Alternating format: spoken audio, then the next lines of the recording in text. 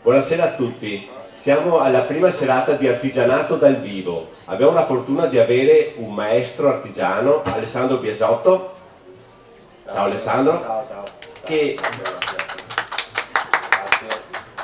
Alessandro si racconterà. Lo scopo di queste serate che abbiamo pensato con la Proloco di Cison è proprio quello. Vogliamo che un maestro artigiano, ne avremo tre, Alessandro tu sei il primo, rompi il ghiaccio, vengano qui e live in diretta si raccontino la loro esperienza, la loro storia, i loro lavori, le loro opere.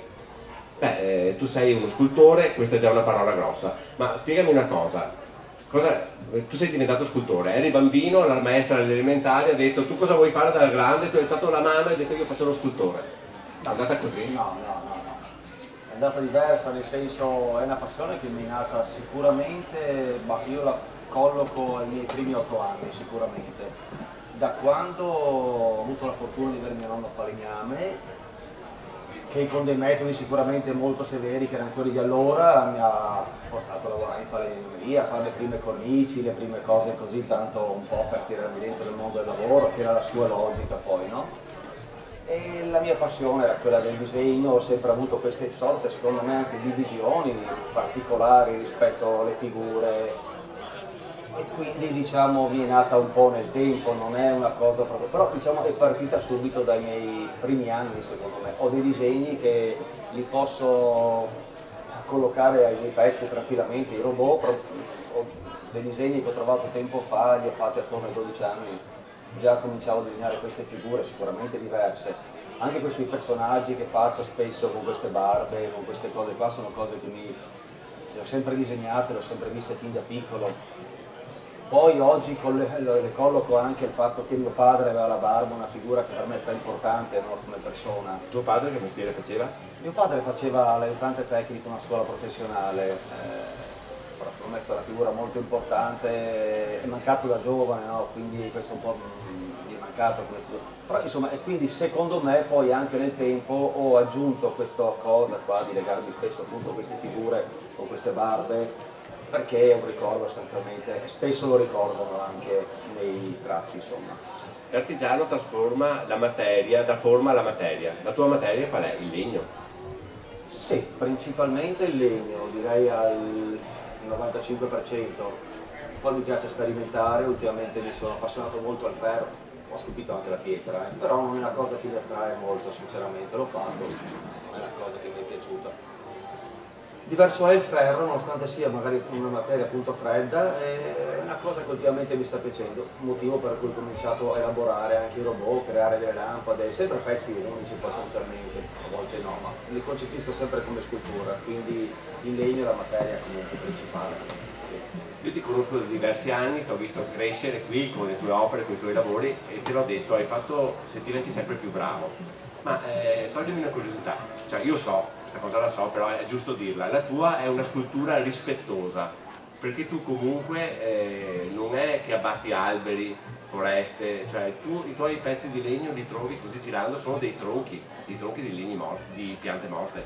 Mi confermi questo? Sì, sicuramente sì. Diciamo che sempre quasi al 100% vado a recuperare i pezzi di legno nei boschi, nei fiumi. Nel caso di questo Cristo l'ho recuperato nel fiume, anche questo viene dal fiume, questo invece viene dalla montagna, e sono pezzi che vado a cercarli morti, indubbiamente, alberi morti in piedi, caduti a terra, finora non ho mai tagliato un albero per fare una scultura.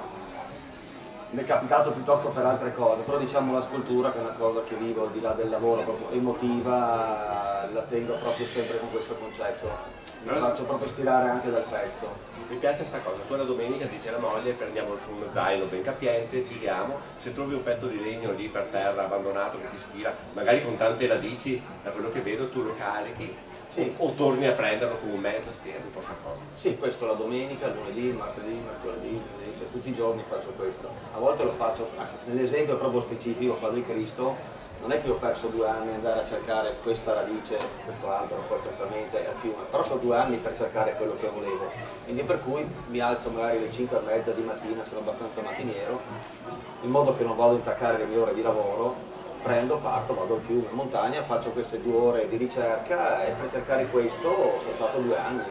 però magari vado, torno, mi posso portare a casa un altro pezzo, o anche niente, perché tutto quello che vedo non mi ha soddisfatto niente, non mi ha incuriosito, non mi ha stimolato, no? Ma c'è un legno particolare che tu scegli, cerchi, non so, i tronchi di un particolare tipo di legno, perché magari è più facile da lavorare, oppure quello che viene, viene? Sì. Diciamo che non ho un interesse particolare né per il legno che utilizzo, tanto è vero che proprio questo è un legno molto povero, anche questo, magari questo è un castagno diverso, ma sono legni poveri, sono legni proprio di alberi matti che nascono in fiume, quindi non do l'importanza al legno.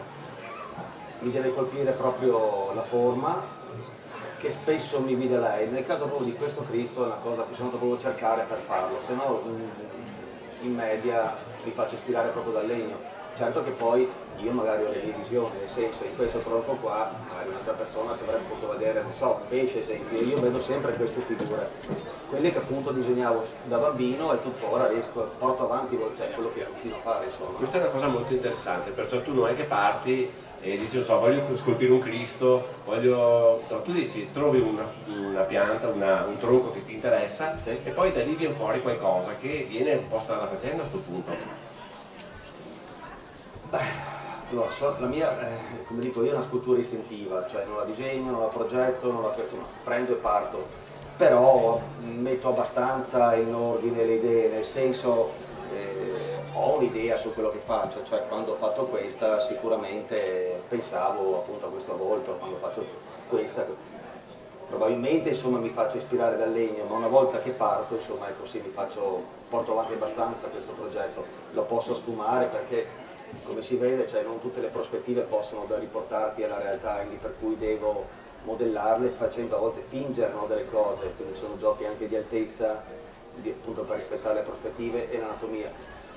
Però diciamo in linea di massima resto sempre sul mio progetto iniziale, poche volte lo modifico, lo stravolgo, no, quasi mai, anzi non ho. Ma spiego una cosa, parli di artigianato vivo, lo nomini spesso, per te è stata una cosa molto importante nella tua esperienza, nella tua vita. Insomma, io ho cominciato, adesso l'anno più o meno, non mi ricordo, 16-17 anni fa e ho cominciato, facevo dei teatrini in miniatura, delle casette in miniatura, poi per gioco ho cominciato appunto a incidere un pezzettino di legno, mi sono reso conto che